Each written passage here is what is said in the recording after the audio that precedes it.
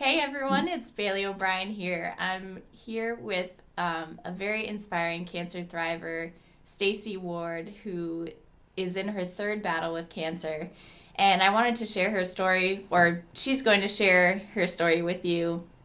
And I asked her to do so because I just find it very inspiring how much she's been through and how far she's come, and just all the answers to prayer that she's received.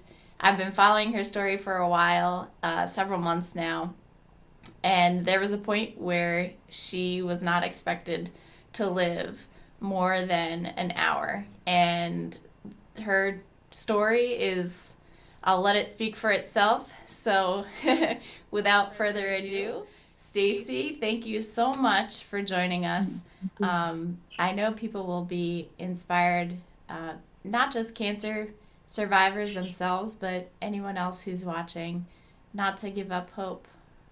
So, if you could just start from the very beginning when you were first diagnosed, I would love for you to share how you were diagnosed and what you went through, and then bring us to where you're at today, and tell us about all those answered prayers. You said in or on blessingsforstacy.com, I read that one of your naturopathic doctors said that you are a woman of 1,000 miracles. So I'll let you tell us about Yeah. those.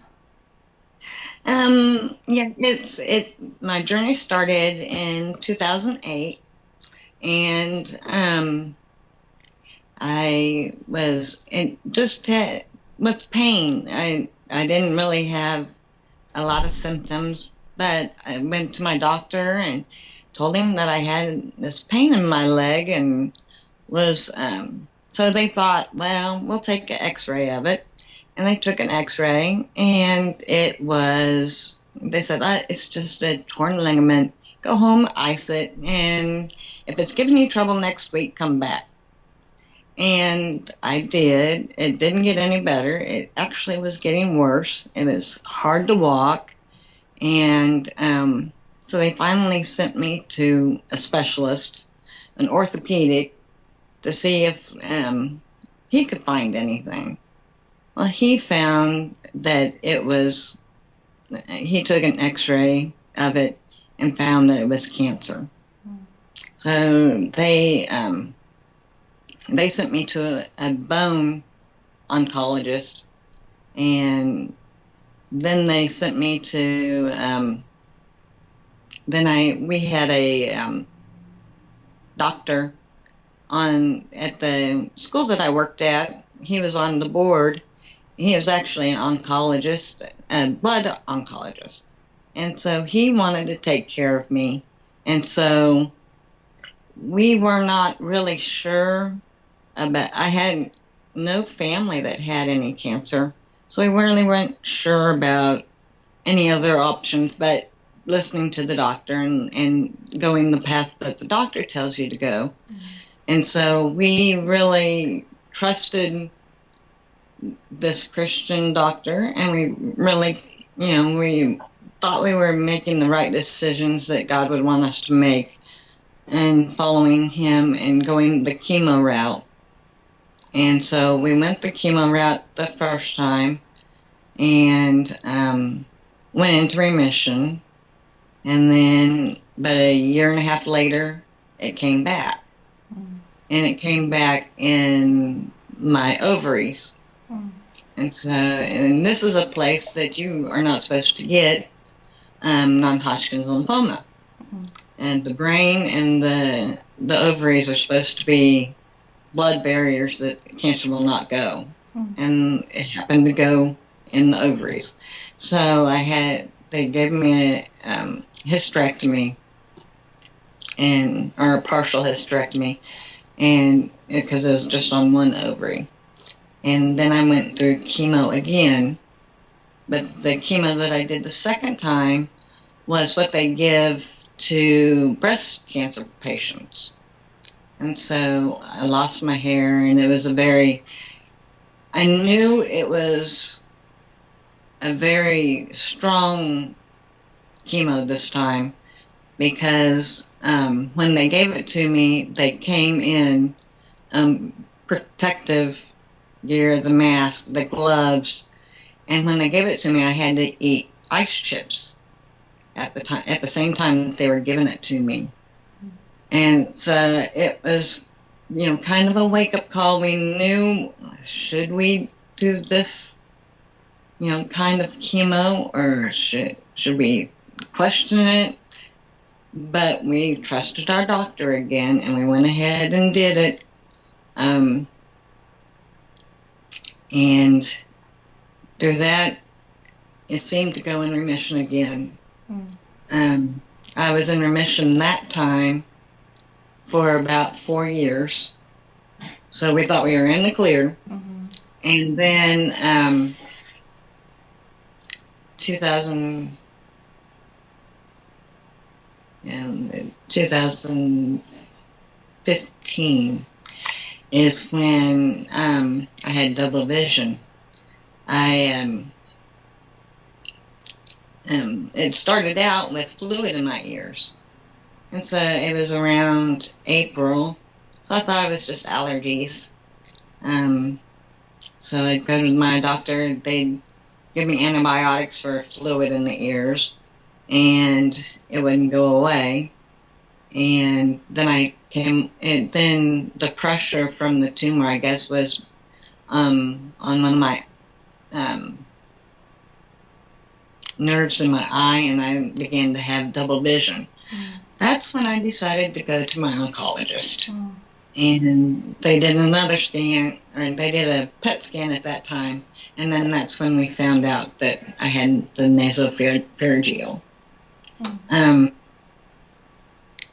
And this time, we were still on trusting doctors and doing what they tell us to do, and still praying, and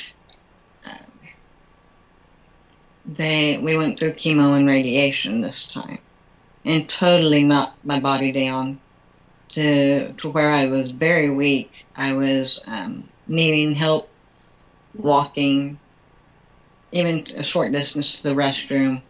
I was needing people to make my meals for me. I was needing help showering. Then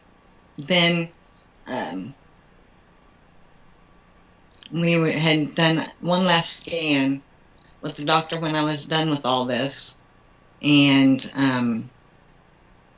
it didn't help this time. There was no remission. So she says, I've done all we can do. There's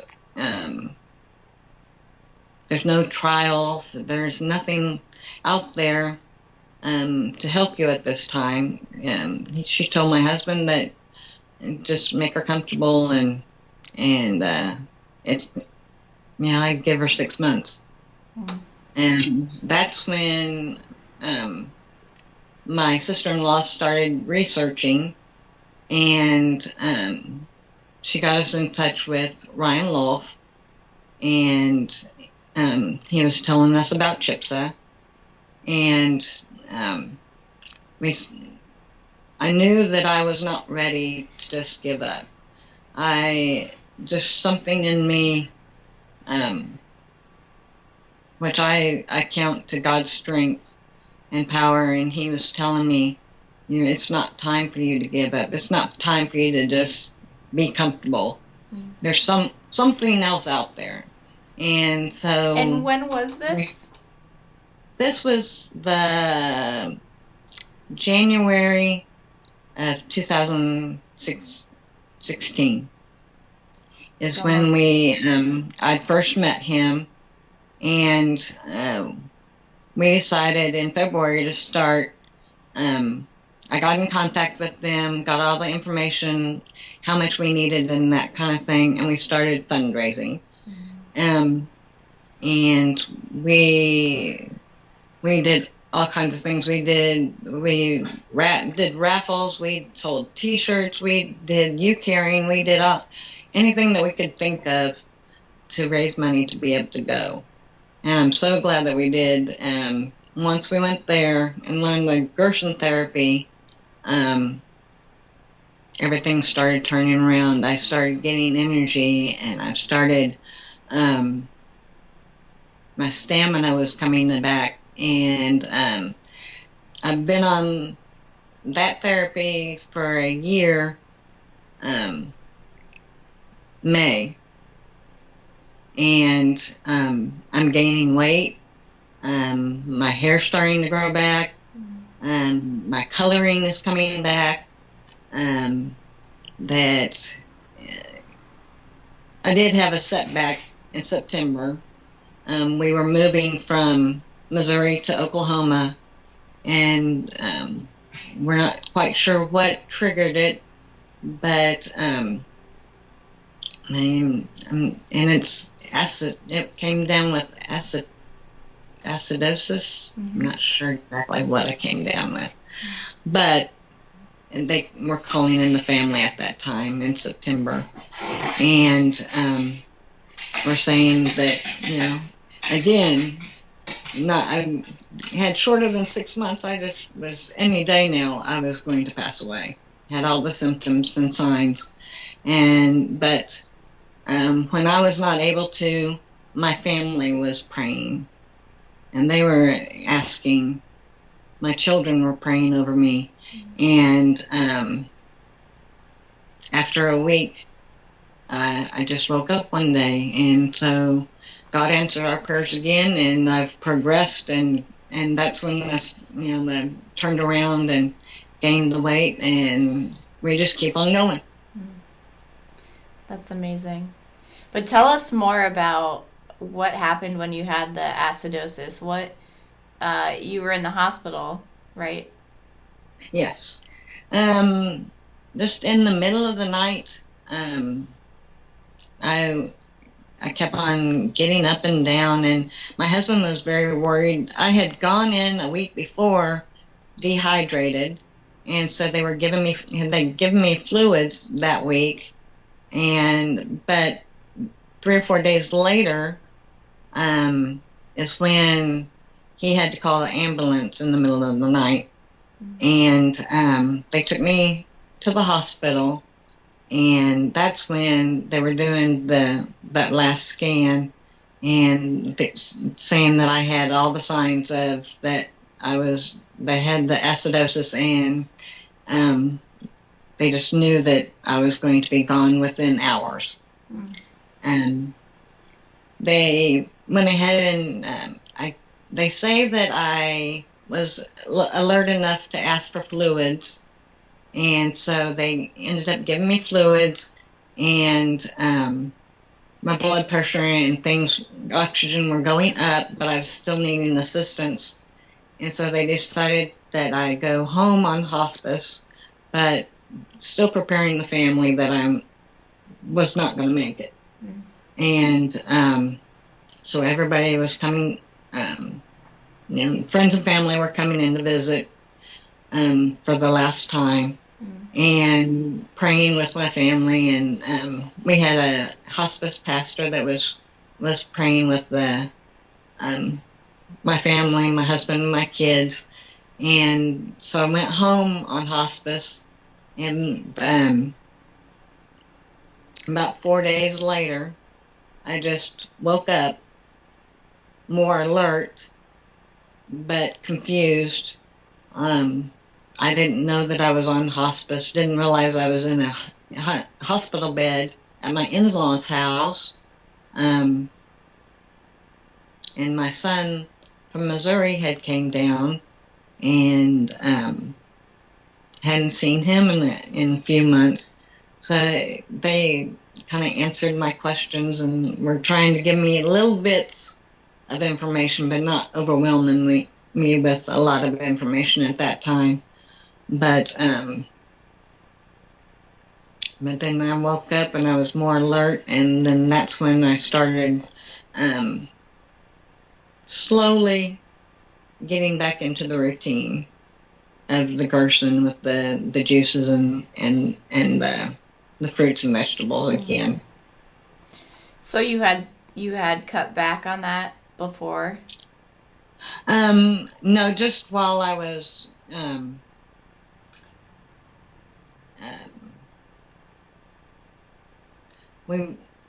I was on the Gerson therapy, even before it happened.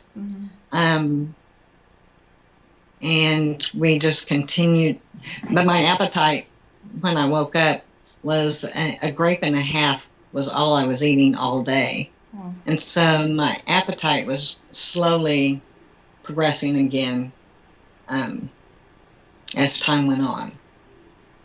But they were giving me juices, and I really wasn't able to swallow the supplements for a little while. And so it was just purely juices and a little bit of fruit that they can get down me. And then, but then the appetite came back slowly. And that's where my strength is. When the more appetite I was getting, the more strength I was getting. That's great. And how's your appetite now? I can eat as much as the next person can. I eat a little bit slowly, but yeah, I eat 3 full meals and a couple of snacks a day. That's wonderful. That's really great to hear. Yes, and the one thing that I wanted to be able to do is I wanted to be able to take care of myself. And I'm at that point. I'm in charge of my juicing. I'm in charge of sorting out my supplements and taking my supplements. I'm the one that cooks for our family. And so I'm getting back into the routine of taking care of the family instead of them taking care of me. And as a mother, I'm sure that means a lot to you. It does. It was. I've never had to be in that situation where somebody's had to take care of me as much as they did, and so I'm thankful that I had that support system around. I don't know what we would have done without Joan and her knowledge of there's got to be something better out there. For us to do. And so with that knowledge and with many prayers, we've been able to progress to this stage. That's like my mom had a friend, or has a friend, who told us when I was diagnosed with my terminal cancer that there was something else out there and we just had to find what was going to work for me. And so those were just amazing gifts that we were able to have people in our lives who thought differently. And I know if it weren't for my mom's friend Tish, I wouldn't be here. So yeah, thank God for Joan and for Tish. Yes, those are special people they put in our lives with extra knowledge that because you're always taught to rely on doctors. Doctors know best. And in certain situations we're learning that no, they don't know everything. Right. So or different kinds of doctors know. There's I didn't ever know of a naturopath. had never heard that word before. And so that's my family always was going to the doctor and believing what doctors said, not researching it for yourself. Right. And so I have learned a lesson that you need to take time to there is time to research and to find that plan. At first, I didn't think that there was time. I thought that you just had to do what the doctor said and go with his plan. But we learned a big lesson, and I will share that lesson with everybody that I come in contact with my family, and my children have seen it, and so they will be able to question and research before they take a diagnosis or an illness and be able to treat it differently. That's great. So, Yeah. so that is, you've seen how negative situations could be used in a positive way. And yeah, go ahead. No, go ahead. Well, I was just hoping you could tell us about the the darkest time of your cancer journey so far. I know at one point you weren't even able to speak because No, of the cancer. Was that the darkest time, or was there something else? that was besides September. Yes, that was that um, that radiation had destroyed my mouth. I had a feeding tube.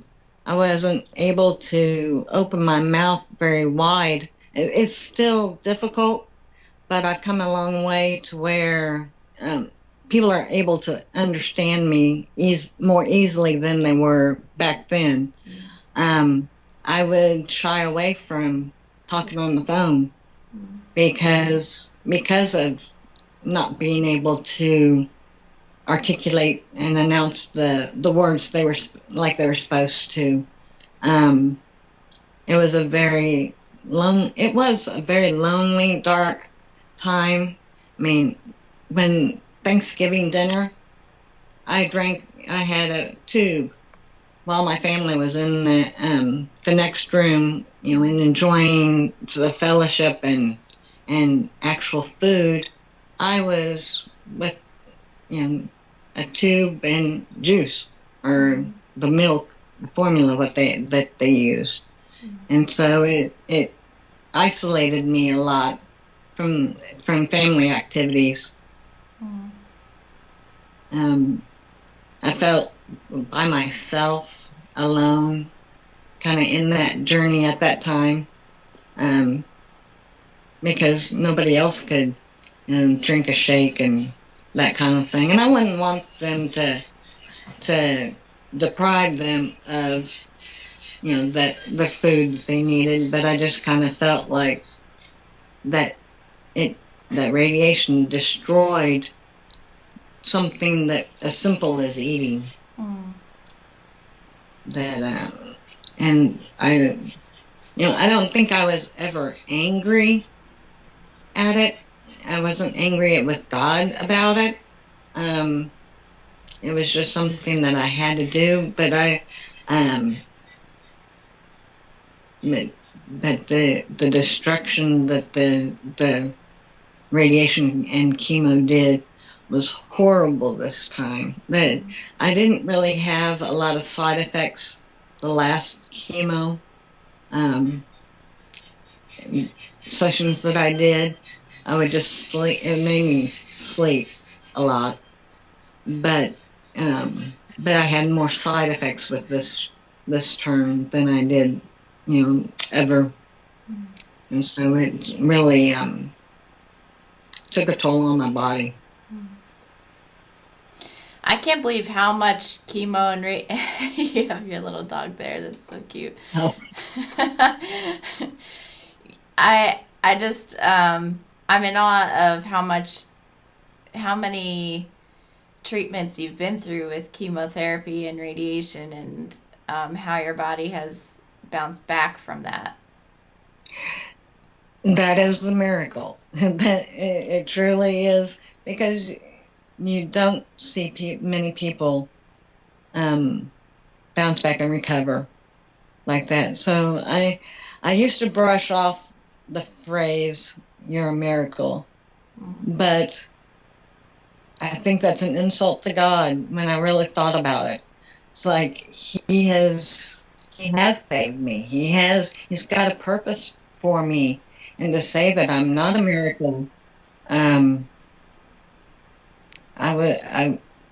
I should be ashamed. I was ashamed of that. That I should embrace that I am a miracle, and that I do have some journey left, and I do have a story to tell, and that maybe I can inspire other people. Um, I have learned not to take a day for granted ever again. Amen. I try to make the most of it. And you just started a blog. I know Joan helped you get that started. You have a couple posts on there, and it's great writing, and it's inspiring to read about your story a bit more. And so I'm sure that God will use that to inspire others as well. Yes, that's what I'm hoping for. So, what would be your advice to other people who are going through cancer right now? To do your research, that you do, no matter how detrimental the doctors may make it sound, you do have that time to research and take time to research and find the most natural plan. Going through the chemo and radiation, I don't believe that God meant that to heal us. I think that we have plants, and we have fruits and vegetables and things that He made all around us that to be able to cure what ails us. And other treatments as well, alternative treatments that you've used, correct? Yes, Yeah. yes. And what are some of those that you've received from CHIPSA? CHIPSA, we did the hyperbaric chamber, which is the oxygen chamber. I did infusions with vitamin C and the B12, and there was a Coley's toxin. That was also a shot that we used, and then there was a sauna that we also used. So, and then the supplements and the juices. So your research brought you to those alternative treatments as well as a diet and supplement protocol. And yes, and it was a research that we'd looked into a couple of other places, but we felt that CHIPSA with the Gerson therapy was the best one to go through. And that's actually where I went for treatment in 2011. They were under different management then, but I received several of the same treatments and diet protocol. So, and they've even changed since I've left, so they're progressing quite a bit. Well, everybody, what work for some people won't work for others, and but they are one option that's out there, and you and I should both trust that God will lead people to the right place for them. So that's wonderful. So your advice is to do research for other people who are going through cancer, and I'm sure that prayer was a big part. I know you financially things have been a struggle as they are for many people, but God has provided through prayer and His provision. So that's when you think that